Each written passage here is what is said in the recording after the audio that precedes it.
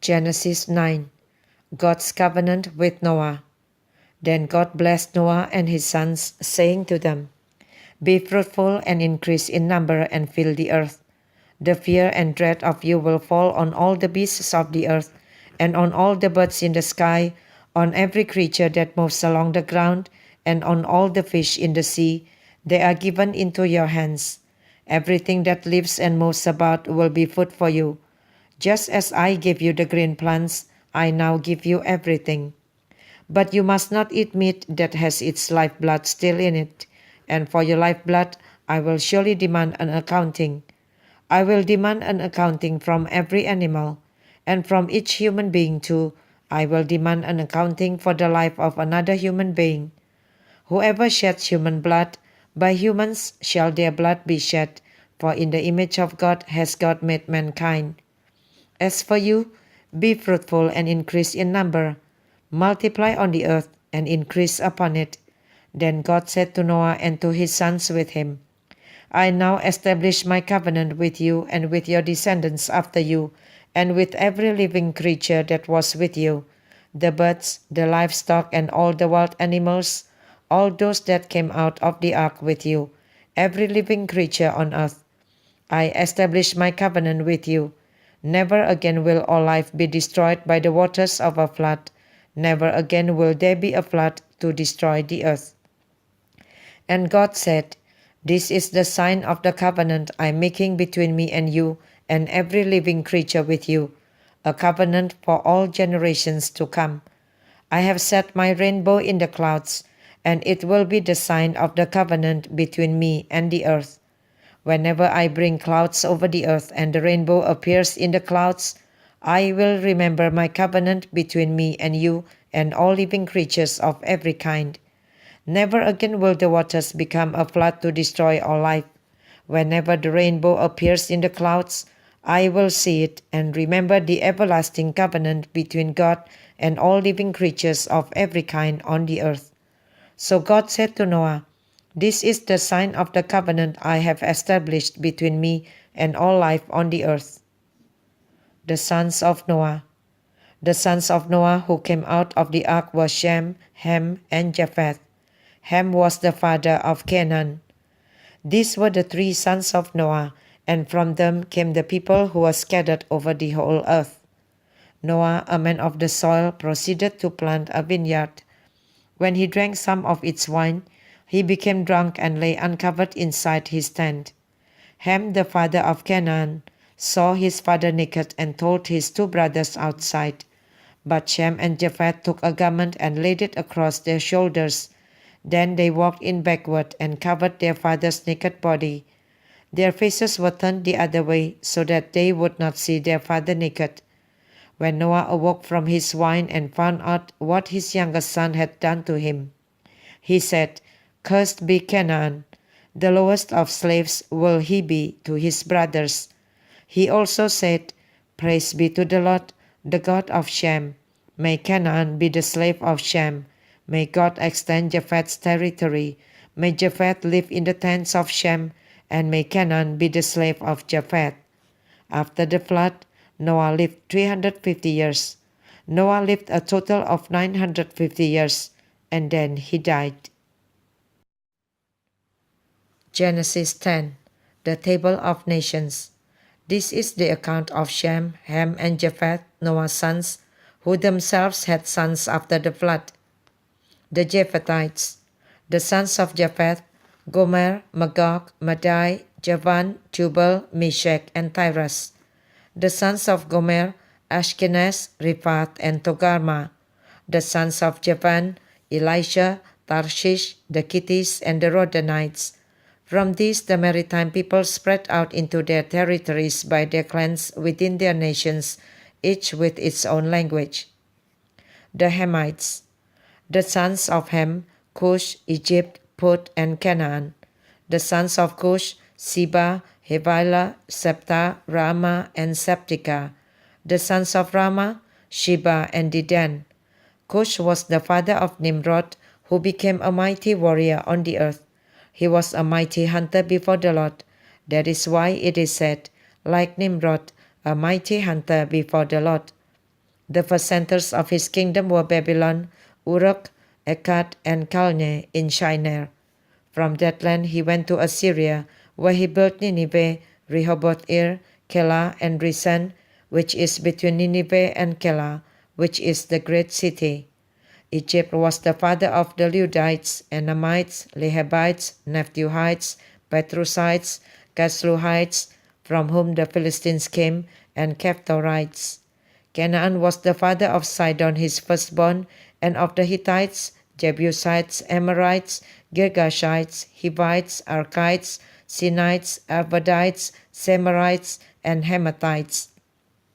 Later the Canaanite clan scattered, and the borders of Canaan reached from Sidon toward Gerar as far as Gaza, and then toward Sodom, Gomorrah, Admah, and Zeboim as far as Lasha. These are the sons of Ham by their clans and languages, in their territories and nations. The Semites. Sons were also born to Shem, whose older brother was Japheth.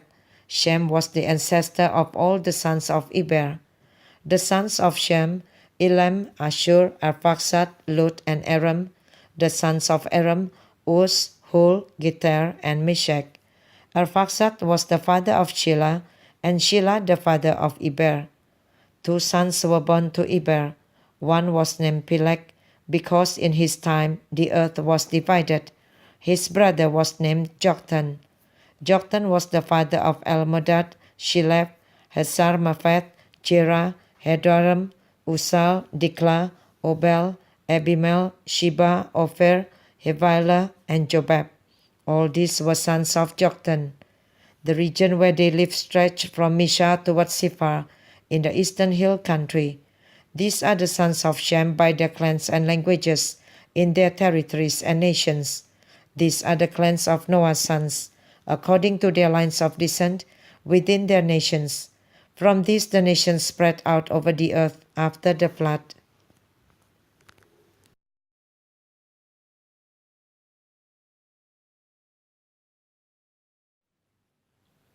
Genesis 11. The Tower of Babel. Now the whole world had one language and a common speech. As people moved eastward, they found a plain in Shinar and settled there. They said to each other, "Come, let's make bricks and bake them thoroughly." They used brick instead of stone, and tar for mortar. Then they said, "Come, let us build ourselves a city with a tower that reaches to the heavens, so that we may make a name for ourselves. Otherwise we will be scattered over the face of the whole earth." But the Lord came down to see the city and the tower the people were building.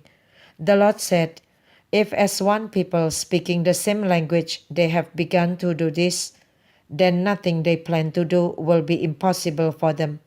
Come, let us go down and confuse their language, so they will not understand each other." So the Lord scattered them from there over all the earth, and they stopped building the city. That is why it was called Babel, because there the Lord confused the language of the whole world. From there the Lord scattered them over the face of the whole earth. From Shem to Abram. This is the account of Shem's family line. 2 years after the flood, when Shem was 100 years old, he became the father of Arphaxad. And after he became the father of Arphaxad, Shem lived 500 years and had other sons and daughters. When Arphaxad had lived 35 years, he became the father of Shelah. And after he became the father of Shelah, Arphaxad lived 403 years and had other sons and daughters. When Shelah had lived 30 years, he became the father of Eber. And after he became the father of Eber, Shelah lived 403 years and had other sons and daughters. When Eber had lived 34 years, he became the father of Peleg. And after he became the father of Peleg, Eber lived 430 years and had other sons and daughters. When Peleg had lived 30 years, he became the father of Reu. And after he became the father of Reu, Peleg lived 209 years and had other sons and daughters. When Reu had lived 32 years, he became the father of Sirach. And after he became the father of Sirach, Reu lived 207 years and had other sons and daughters. When Sirach had lived 30 years, he became the father of Nahor.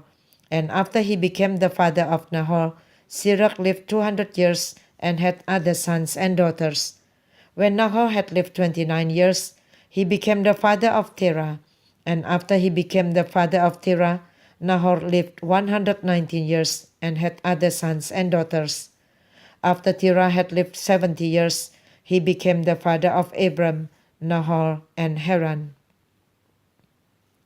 Abram's family. This is the account of Terah's family line. Terah became the father of Abram, Nahor, and Haran became the father of Lot. While his father Terah was still alive, Haran died in Ur of the Chaldeans, in the land of his birth.